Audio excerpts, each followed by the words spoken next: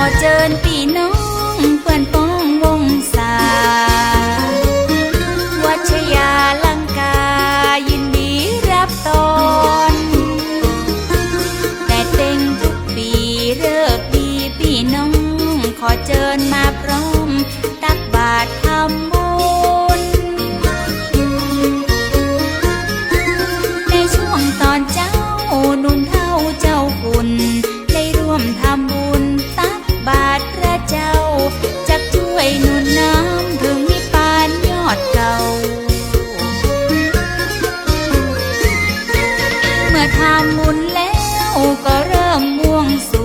วงศรัทธาทั้งปวงย่อมือสาไหว้บวงสรวงพระธาตุทองคำยิ่งใหญ่เทวดาเทพไทยน้อมไหว้จูองค์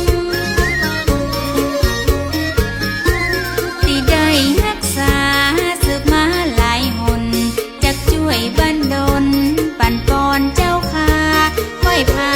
ธนาบ่ตกต่ำจาจากนั้นเวลา9 นาฬิกา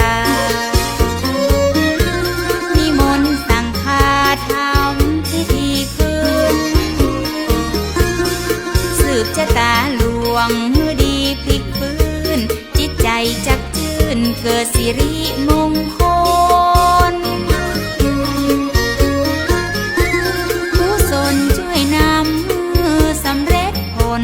เจริญพุทธมนต์โดยสวาธุเจ้าสืบชะตาหลวงพิธีแต่เก่าพิธีเสร็จแล้วนำโดยคณะสงฆ์ทุกรูปทุกองค์ส่งน้ำพระธาตุเจ้าพร้อมด้วยมูลละศรัทธาเจ้าเก่าคนแก่คนเฒ่าลุงป้าอ้าวอ้าร่วมส่งน้ำสืบพระศาสนาวัชยาลังกาหรือวัดป่าป้องร่วมพิธีสายพี่สายน้องเวลาตั้งตอน12 นาฬิกาเชิญพี่น้องศรัทธาร่วมกินน้ำกินข้าวหรือว่าท่านใดจะเป็นเจ้าภาพเก่านำอาหารกับเขาว